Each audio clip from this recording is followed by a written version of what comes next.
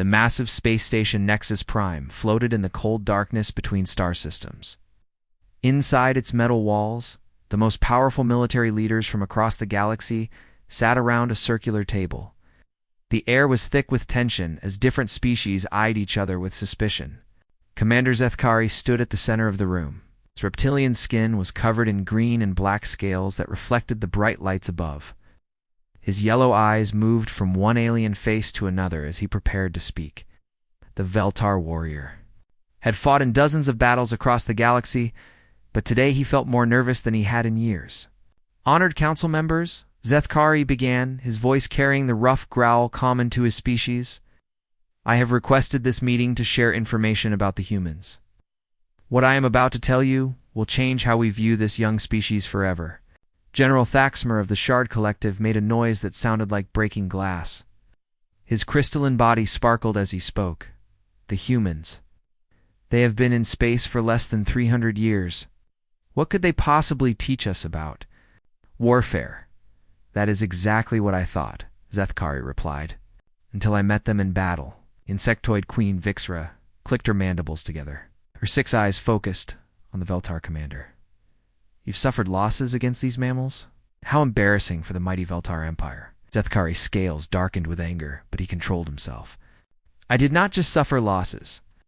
I witnessed something that no military doctrine in our databases can explain.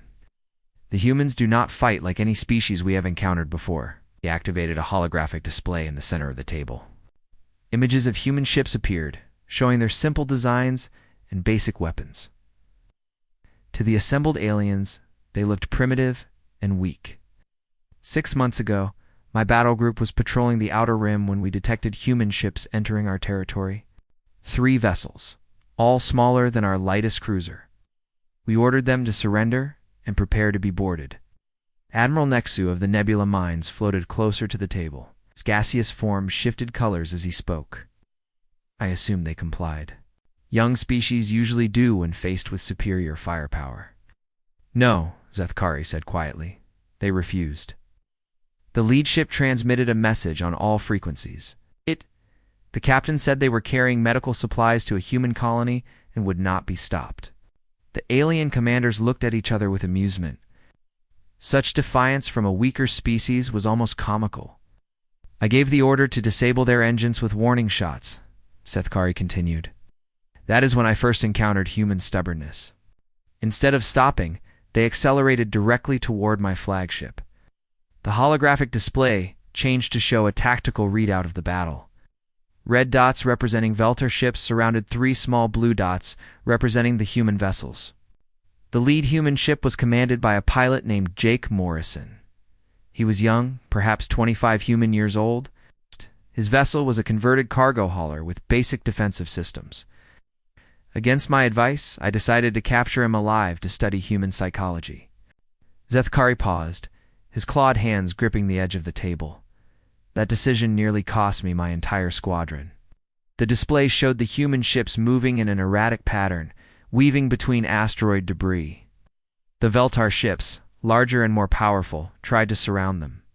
Morrison's ship took heavy damage almost immediately. His engines were failing, his weapons were offline, and his life support was running low. Any rational being would have surrendered at that point, but he did not, asked Queen Vixra. He did something that I still do not understand. Morrison activated his ship's emergency beacon and began broadcasting what humans call music, loud rhythmic sounds, with words about fighting and dying for honor. Then he did the impossible. The holographic display showed the damaged human ship suddenly changing course. Instead of trying to escape, it turned directly toward the Veltar formation. Morrison used his dying ship as a weapon. He rammed it directly into my lead interceptor at maximum velocity. The impact destroyed both vessels instantly, but the explosion created a debris field that disabled 3 more of my ships. The alien commanders stirred uneasily. Ramming attacks were considered desperate and ineffective by most galactic military standards. That should have been the end of it, Zethkari continued. But the other 2 human ships did not retreat. They flew directly through the explosion, using the debris to mask their approach. Their captains, a woman named Kelly Davis and a man named Chris Murphy, coordinated their attack perfectly. The display showed the remaining human ships executing a complex maneuver, using the wreckage of Morrison's vessel as cover while they attacked the confused Veltar formation. Davis and Murphy had been listening to Morrison's final transmission. He was not just playing music, he was giving them tactical information about our ship positions and weapon systems. Even as his vessel was dying, Morrison was helping his comrades fight more effectively. Admiral Nexu, a gaseous form, rippled with what might have been concern. How could they coordinate so precisely? Our sensors detected no advanced communication systems on their ships.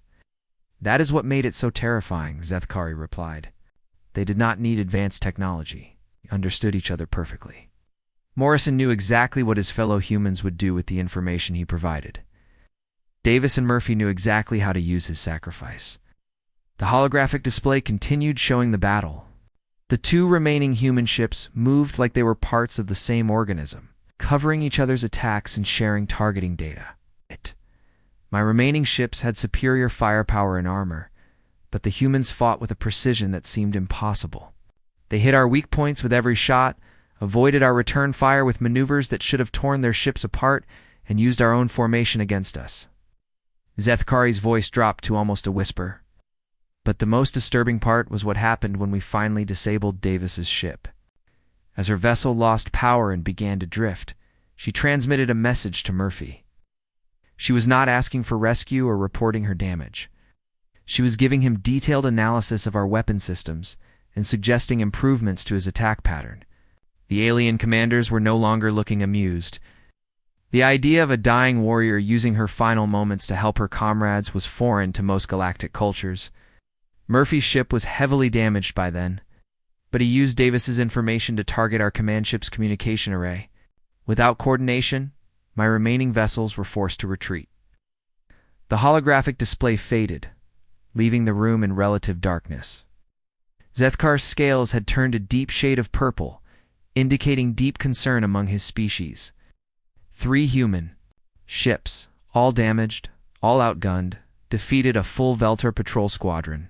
But that is not the worst part.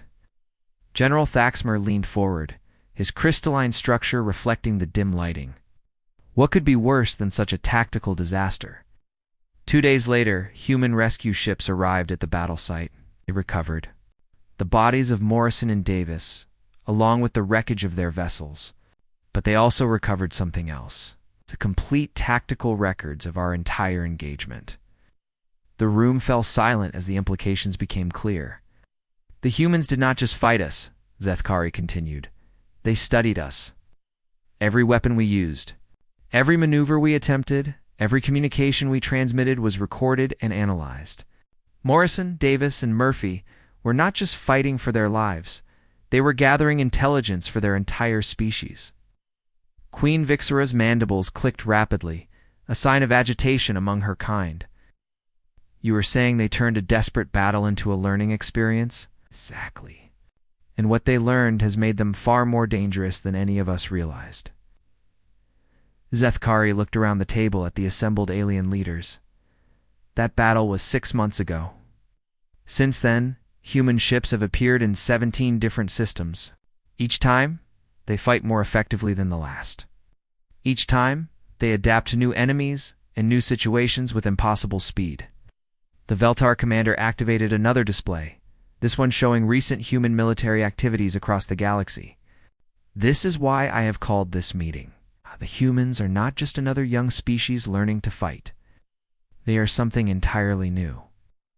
And if we do not understand them soon, they will become unstoppable. The silence in the council chamber stretched on for several minutes after Zethkari finished his first tale. The alien leaders looked at each other with expressions of concern and disbelief. Finally, Admiral Nexu spoke, his gaseous form shifting to a darker shade of blue. One battle proves nothing, Commander. Perhaps your pilots were simply unprepared for human desperation. Surely a full military campaign would show their true limitations. Zethkari's scales rippled with what his species called grim amusement. That is exactly what High Command thought. 3 weeks after the incident I just described, we received orders to capture a human agricultural colony in the Kepler system. The planet was called Kepler 44 to be by the humans. It's supposed to be A simple operation.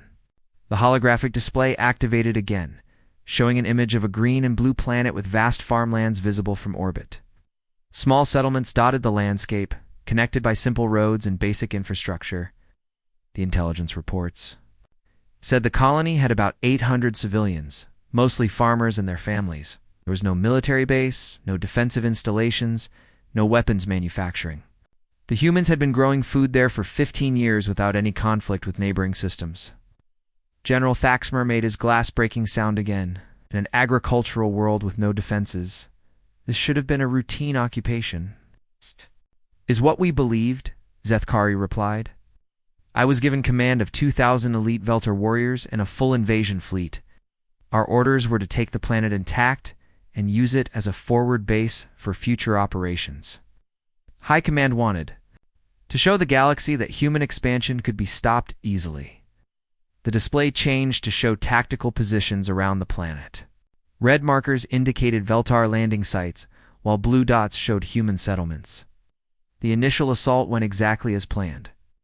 We landed near the largest settlement and demanded the humans surrender. Their leader was a woman named Lisa Hayes. She had been a soldier in the human military years before becoming a farmer. When we contacted her, she asked for 24 hours to consider our terms. Queen Vixra clicked her mandibles impatiently. And you granted this delay? Why not simply attack immediately? Because we wanted to avoid unnecessary damage to the farming equipment and infrastructure. We needed the planet to be productive. For our own use, High Command thought that giving the humans time to think would make them more likely to surrender peacefully. Zethkari's expression darkened as he continued. Lisa Hayes used those 24 hours to transform 800 farmers into the most effective defensive force I have ever encountered. The holographic display began showing the human settlements in more detail. The images revealed a startling transformation. Farm equipment had been modified with improvised armor and weapons. Irrigation ditches had been turned into defensive trenches. Storage buildings had become fortified positions. When our deadline expired, Hayes transmitted a simple message. She said the humans would never surrender their home to invaders.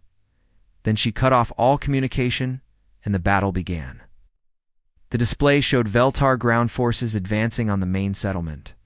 The attacking formation was textbook perfect, with heavy weapons providing cover while infantry moved through open ground. The first sign that something was wrong came when our advance units reached the farm fields. The humans had spent the night digging holes and trenches throughout their crops. But these were not ordinary defensive positions. They were connected by underground tunnels that allowed the humans to move without being seen. Admiral Nextu floated closer to the display. Tunnel networks require advanced engineering and heavy equipment. How could simple farmers construct such defenses in one night? Because they were not simple farmers, Zethkari replied grimly. Hayes had been recruiting former military personnel for years. The colony included retired soldiers, engineers, medics, and technicians from a dozen different human worlds. The crisis began. They all remembered their training. The display showed human defensive positions appearing and disappearing across the farmland. Veltar units found themselves under attack from positions that had been empty moments before. But the most disturbing part was how they used their farming equipment. The humans had crop harvesters that normally gathered grain. Overnight, they turned these machines into mobile weapons platforms. The cutting blades that harvested crops were now cutting through our armor. The hoppers that stored grain were now loaded with explosives. The images showed modified human farm equipment moving across the battlefield like military vehicles. Large harvesters with improvised armor plating and mounted weapons engaged Veltar forces in direct combat. Our soldiers had trained to fight other military units with standard weapons and tactics. They were not prepared to face enemies using irrigation systems to deliver chemical weapons or seed drills modified to launch projectiles. General Thaxmer's crystalline form flickered with agitation. Surely your superior numbers and training eventually overcame such improvised defenses. You would think so, Zethkari said. But the humans had one advantage we had not considered. They knew every inch of their own territory. Every field, every building, every piece of equipment was familiar to them. They moved through their defenses like water flowing downhill. The display showed a detailed view of the main settlement. Human defenders moved between buildings using covered walkways and underground passages. Children and elderly civilians operated communication equipment, while adults fought from prepared positions. On the third day of fighting, we captured one of their outer positions. Inside, we found detailed journals written by the human defenders. I expected to read complaints about the hopeless situation or requests for rescue. Instead, I found tactical analysis. Zethkari paused, his claws tapping against the table's surface. The humans were studying our attack patterns and developing countermeasures. Even more disturbing, they were writing instructions for future defenders. They assumed they would die, but they wanted their deaths to teach other humans how to fight us more effectively. The alien commanders exchanged uncomfortable glances. The idea of soldiers preparing for their own deaths while simultaneously planning for future victories was deeply unsettling. By the end of the first week, we had lost over 300 warriors. The humans had lost perhaps 50 defenders. Our superior weapons and armor meant nothing when they could attack from any direction at any time.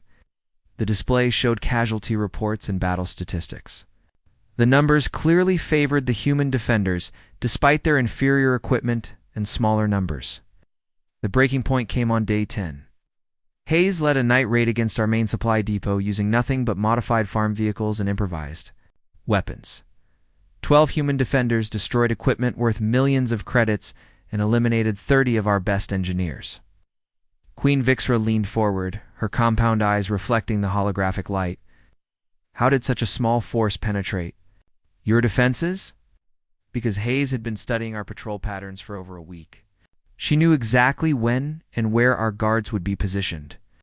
The humans moved through our perimeter like they had been planning the attack for months, not days. The display showed the aftermath of the human raid: smoking wreckage and disabled vehicles filled the Veltar supply area.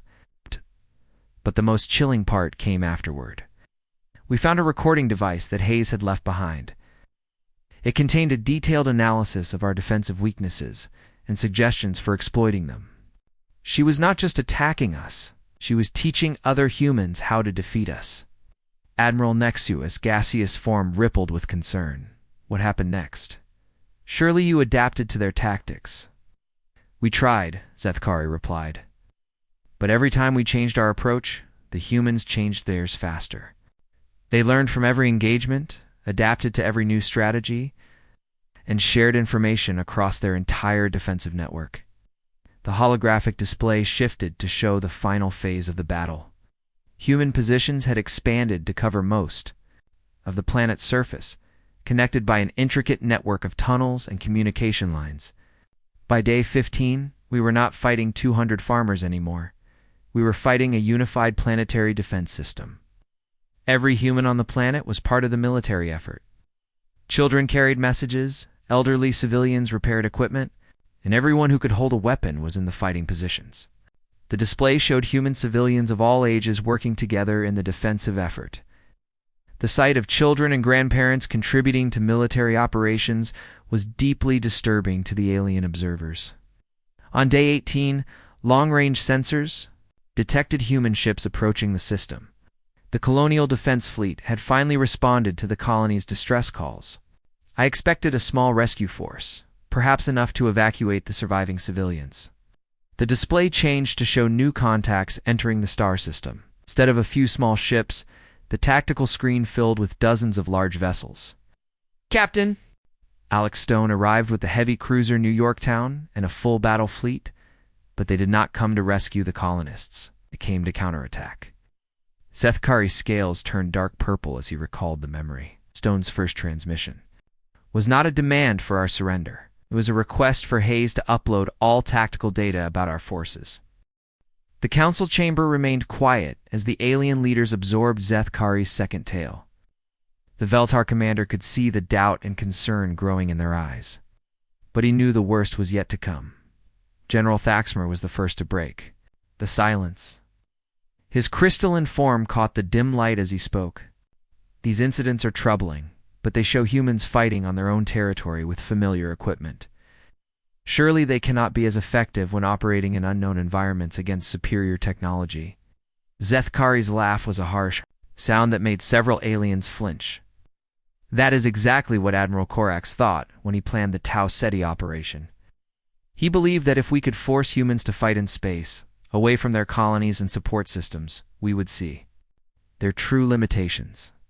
The holographic display activated once more, showing a dense field of spinning asteroids around a distant star.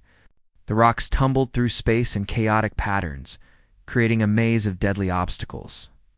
The Tau Ceti asteroid field is one of the most dangerous regions in known space. The gravitational effects of the binary stars cause the asteroids to move in unpredictable patterns. Our best pilots need advanced computer assistance just to navigate through the outer edges safely. Queen Vixra clicked her mandibles thoughtfully. It would be an ideal place to hide captured vessels. The asteroids would block most sensor scans and make rescue attempts nearly impossible. Exactly what Admiral Corax thought, Zethkari agreed. 3 months after the Kepler incident, we intercepted a human medical transport carrying wounded soldiers from a border skirmish. The ship also had 30 civilian refugees, including women and children fleeing from a war zone. The display showed a small human vessel surrounded by larger Veltar warships. The medical transport had red crosses painted on its hull and was broadcasting emergency signals. Our orders were to take the prisoners to a detention facility for interrogation. But Corax decided to make a statement. He wanted to show the galaxy that humans could not protect their own people. So he took the transport deep into the Tau Ceti field and waited. Admiral Nexthu's gaseous form shifted to a concerned orange color. He used wounded soldiers and civilians as bait. It seems unnecessarily cruel, even for warfare. Corax believed it would force the humans to attempt a desperate rescue mission that would end in disaster. He wanted to broadcast their failure across the galaxy as proof that human military capabilities were overrated. The holographic display zoomed in to show the Veltar fleet positioned near the center of the asteroid field. The captured human transport was docked to the flagship, its crew and passengers now prisoners. For 6 hours, nothing happened. Our sensors detected no approaching ships, no communication signals, no signs of rescue activity. Corax began to think the humans had abandoned their people. Zethkari paused, his claws drumming against the table surface. Then crew members started disappearing. The display showed the interior layout of the Veltar flagship. Red dots marked the positions of crew members, while yellow indicators showed security checkpoints and monitoring stations. The first to vanish was a sensor technician working alone in a maintenance section. His supervisor found his post empty during a routine check. The security cameras showed him at his station one moment and an empty room the next. General Thaxmer leaned forward, his crystalline structure reflecting multiple images of the holographic display. Equipment malfunction? Perhaps the cameras were damaged by asteroid impacts? That is what we thought initially. But then more crew members began disappearing. Always individuals working alone, always in areas with minimal foot traffic. Within 2 hours, we had lost 12 soldiers without any sign of how or where they had gone. The display began showing the crew positions changing as red dots disappeared one by one from different sections of the ship. The pattern seemed random, but there was an underlying logic that the aliens could not grasp. Admiral Corax ordered a full security sweep. Every corridor, every room, every maintenance shaft was searched by armed teams. We found nothing. No signs of struggle, no evidence of intruders, no indication of how our people were vanishing. Queen Vixra's compound eyes focused intently on the display. Could the humans have developed some form of cloaking technology? Something that made them invisible to your sensors? We considered that possibility, Zethkari replied. But our internal sensors detect life signs, heat signatures, and electromagnetic fields. Nothing we knew could hide from all of those systems. Simultaneously, the holographic display shifted to show external views of the asteroid field. The space around the Veltar fleet appeared empty, except for tumbling rocks and debris. The truth was far more disturbing than advanced technology. 12 human soldiers, led by Commander Roy Baker, had entered the asteroid field using nothing but spacesuits and magnetic grapples. For 6 hours, they had been moving through space like ghosts, using only momentum and magnetic fields to navigate. Admiral Nexu's form rippled with disbelief. Impossible. No organic being can survive in open space for that long, especially while performing complex maneuvers around moving asteroids. The humans call it EVA, which stands for extravehicular activity. Baker and his team had trained for exactly this type of mission. They used the asteroids themselves as transportation, jumping from rock to rock while staying hidden in the sensor shadows. The display now showed faint traces of movement in the asteroid field. Tiny figures in bulky spacesuits could be seen, clinging to spinning rocks, timing their jumps with mathematical precision, but reaching our ship was only the beginning. Baker's team had to board without triggering any alarms, move through unfamiliar corridors without being detected, and locate the prisoners among hundreds of crew members. The view changed back to the ship's interior. But now, faint blue dots appeared in areas that the Veltar sensors had shown as empty. The human infiltrators were moving through maintenance shafts, power conduits, and ventilation systems. Our ships. Designers never considered that intelligent beings would try to navigate through spaces barely large enough for repair robots. The humans squeezed through openings that our anatomy could not possibly fit through. Zeth Curry's scales darkened as he continued. The disappearing crew members were not being killed. They were being systematically captured and restrained. Baker's team was clearing a path to the detention area without raising any alarms. The display showed the complex route the humans had taken through the ship's infrastructure. It avoided every major corridor, every security checkpoint, and every area with heavy crew presence. The most terrifying part was how they knew where to go. Our ship's layout is classified military information, but the humans moved through it like they had been living aboard for years. General Thaxmer's crystalline form flickered with agitation. How could they possibly know the internal structure of a Veltar warship? Because they had been studying the wreckage from every previous engagement. Every time we lost a ship, every time we retreated and left debris behind, the humans recovered it and analyzed it. Baker's team knew our designs better than some of our own engineers. The holographic display showed the climax of the rescue operation. Blue dots representing the human infiltrators converged on the detention area, while red dots marking Veltar crew members lay scattered throughout the ship. At exactly the 6-hour mark, 3 things happened simultaneously.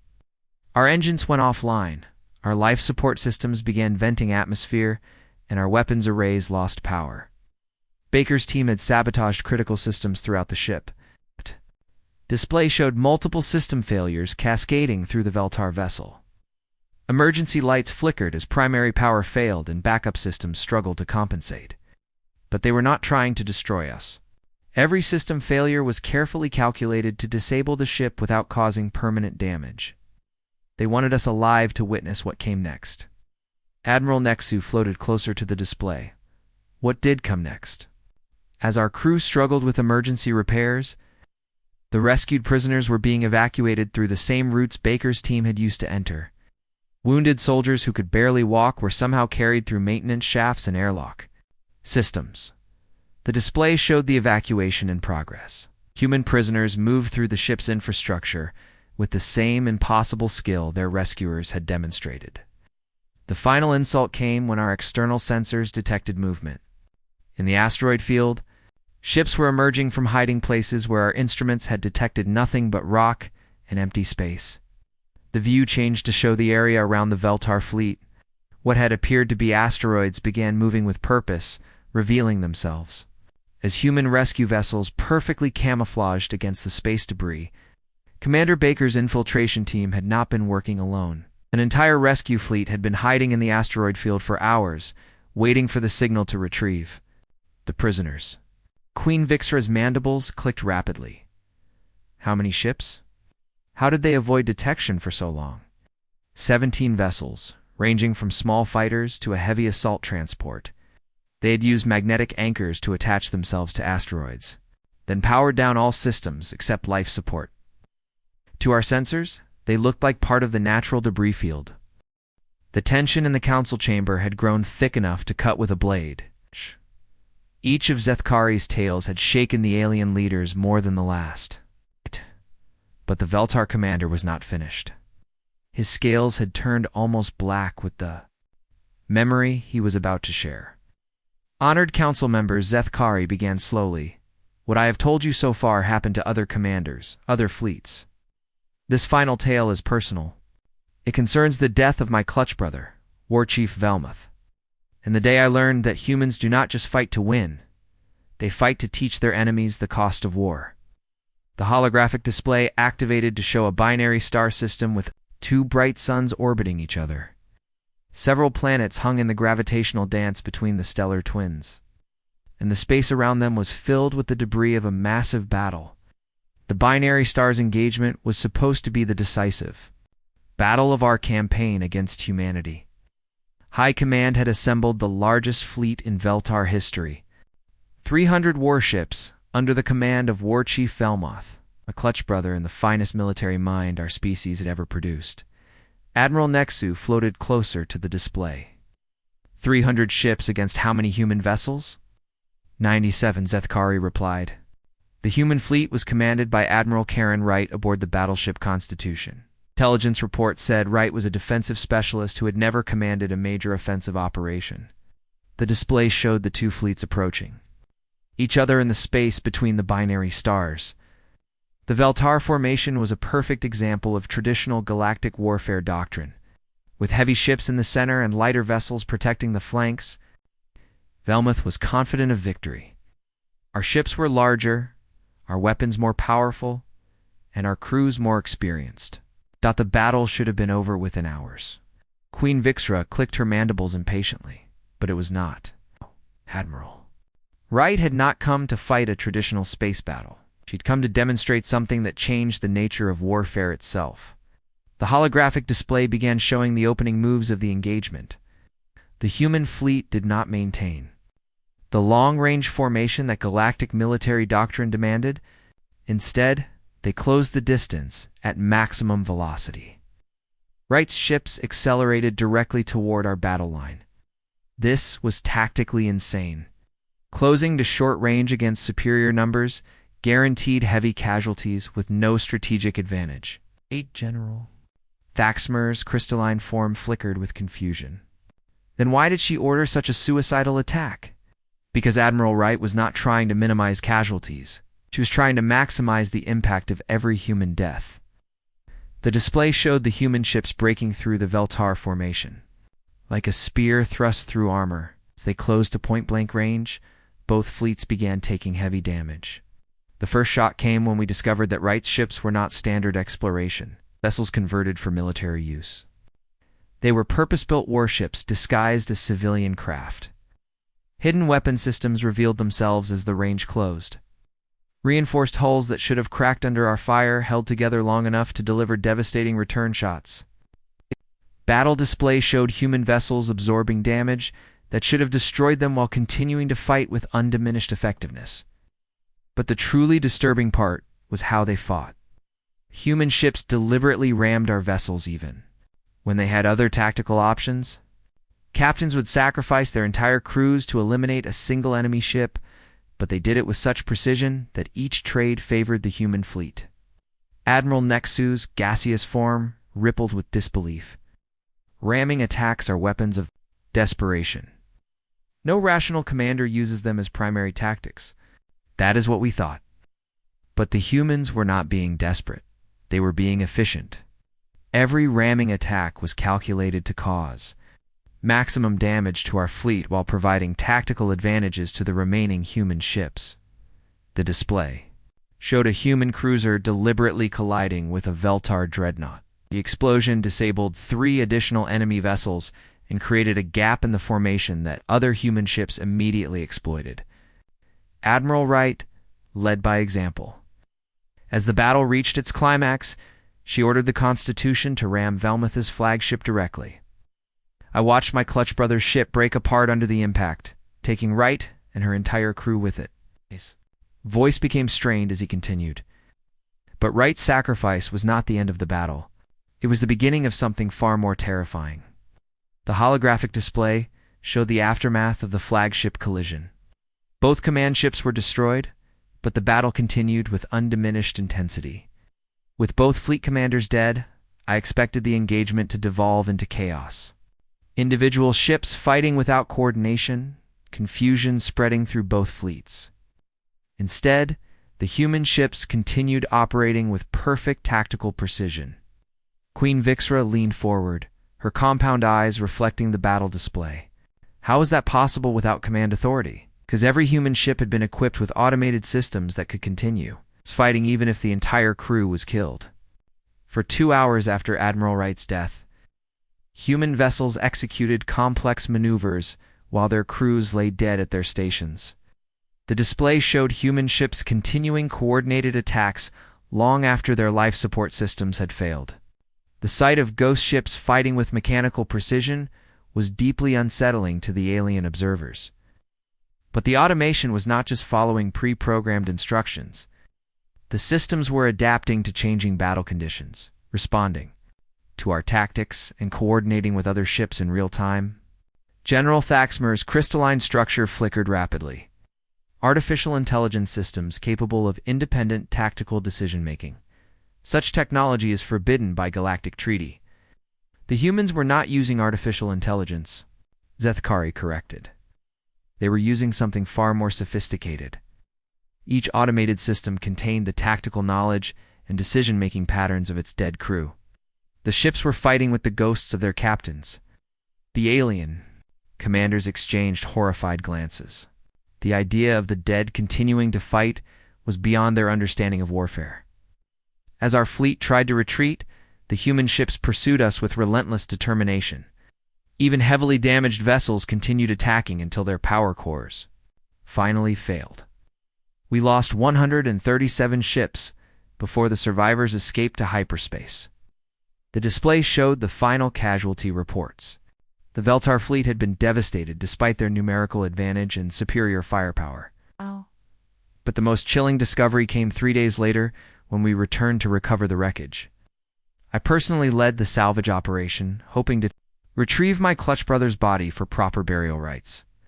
The holographic display shifted to show the debris field left by the battle. Scattered wreckage from both fleets drifted in the gravitational pull of the binary stars. When we found the Constitution's command section, I discovered that Admiral Wright had survived the initial collision. The wreckage contained her personal quarters, and inside we found her final recordings. Zethkari paused, his claws gripping the table edge so tightly that the metal began to bend. Wright had spent her last 20 minutes of life analyzing the battle, recording tactical observations for future human commanders. The display showed the recovered data files. Wright's final transmission contained detailed analysis of Veltar, fleet formations, weapon capabilities, and tactical weaknesses. Even as her ship broke apart around her, even as she faced certain death, Admiral Wright was teaching her successors how to fight us more effectively. Her last words were not prayers or messages to loved ones. They were tactical recommendations. Admiral Nextu's form had turned a sickly yellow color. What did she recommend? That future human fleets should use smaller, faster ships capable of more precise ramming attacks. That our heavy armor was vulnerable to directed explosions. That our command ships could be identified by their communication patterns and should be primary targets. The holographic display showed Wright's tactical analysis overlaid on the battle data. Her recommendations were precise, practical, and devastatingly effective. But the most disturbing part of her final recording was her tone. Wright was not angry, or frightened, or desperate. She was calm, analytical, almost cheerful. She spoke about her own death like it was a useful data point in a larger experiment. The alien commanders sat in stunned silence as they processed this information. The idea of a warrior analyzing her own death for tactical advantage was completely foreign to their understanding. Wright's final recordings were transmitted to every human military academy in known space. Her sacrifice became a case study in what humans call tactical martyrdom. The idea that individual deaths can be more valuable than individual lives if they serve the greater strategic purpose. Queen Vixra's mandibles clicked nervously. Many human commanders have studied these recordings. All of them. Rights analysis has become required training for every human naval officer. More disturbing, new tactics based on her recommendations are being developed and tested throughout human space. The holographic display showed recent intelligence, reports about human fleet movements. New ship designs optimized for ramming attacks were being deployed across human territory. The council chamber remained silent for a long time after Zethkari finished his fourth tale. The alien leaders sat motionless, each lost in their own thoughts about what they had heard. Finally, General Thaxmer spoke, his crystalline voice cracking like breaking glass. "These are disturbing stories, Commander, but they describe events from the past. Surely the galaxy's military forces have adapted to human tactics by now." Zethkari's laugh was a sound without humor. His scales had turned so dark they were almost black. Adapted. "Honored General, that is exactly what I thought 6 months ago. Then I received the intelligence reports that brought me here today. The holographic display activated one final time, showing a star map of the entire galaxy. Hundreds of systems were marked with different colored indicators, showing the territories of various species and political entities. What you have heard so far are the stories I tell to explain why I am here. But the real reason for this council meeting is what the humans are doing right now, at this very moment, while we sit in this chamber." Admiral Nexu floated closer to the display, his gaseous form shifting to an alarmed orange color. "What are they doing?" "Learning," Zethkari replied simply. "For the past 2 years, human military personnel have been enrolled as exchange students in every major military academy in known space. They came not as spies, but as eager pupils wanting to study our methods of warfare." The display showed the locations of military academies across the galaxy. Small blue dots appeared at each location, representing human students. The Crystalline Strategic Institute has 17 human students studying advanced fleet tactics. The Nebula Mind War College has 12 humans learning psionic combat techniques. Even the Hive Queen's own tactical center has accepted human observers. Queen Vixra's mandibles clicked rapidly. Exchange programs are normal diplomatic practice. We have students from dozens of species in our military schools. Yes, but no other species learns the way humans do. While students from other races memorize our teachings and follow our doctrine, the humans study our methods and then improve them. The holographic display changed to show academic records and performance evaluations. The human students consistently scored at the top of their classes while also submitting research papers that challenged established military theory. A human student named Paul Wright, Admiral Wright's nephew, recently graduated from the Veltar War Academy with highest honors. His final thesis proposed 17 improvements to our standard battle formations. Our own instructors agreed that his suggestions would increase combat effectiveness by 30%. General Thaxmer's crystalline structure flickered with disbelief. He studied our own tactics and made them better. Not just better, he made them more human. Wright's modifications emphasized rapid adaptation, sacrifice for strategic advantage, and learning from enemy actions during combat. He took our rigid formations and made them flexible. Took our predictable tactics and made them creative. Display showed tactical diagrams comparing traditional Veltar formations with Wright's proposed modifications. The human improvements were elegant and devastatingly effective. But Wright was not unique. Every human student has submitted similar research. They are not just learning our methods of warfare.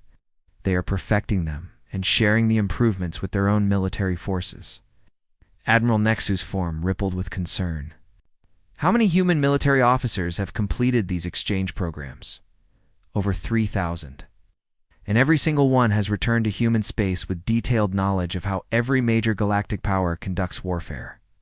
The humans now understand our strengths and weaknesses better than we understand them ourselves.